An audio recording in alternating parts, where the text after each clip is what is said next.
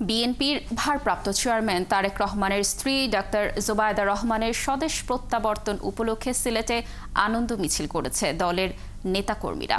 দুপুরে কেন্দ্রীয় শহীদ মিনার থেকে বের হয় আনন্দ মিছিল। নগরীর গুরুত্বপূর্ণ সড়ক ঘুরে কোর্ট পয়েন্টে গিয়ে শেষ হয়।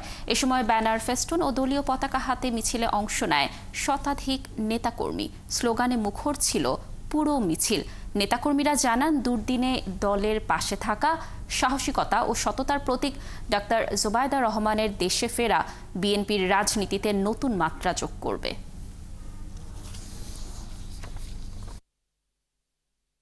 মূল উদ্দেশ্য হচ্ছে দেশনেত্রী বেগম খালেদা জিয়ার সাথে ভারপ্রাপ্ত চেয়ারম্যান জনাব তারেক রহমানের সহধর্মিণী জুবায়দা রহমানের এই আগমনকে ঘিরেই।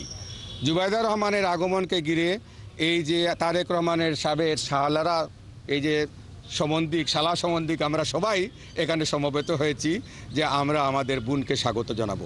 জুবায়দা রহমানকে যেভাবে উপস্থাপন করেছেন, তার সাথে আমি শুধু একটু অ্যাড করতে চাই, ওনার বাবা রিয়ার অ্যাডমিরাল মাহবুব আলী খান সিলেটের একজন কৃতি সন্তান এবং সিলেটের উন্নয়নে উনি যথেষ্ট অবদান রেখে গেছেন তার মৃত্যুর আগ পর্যন্ত।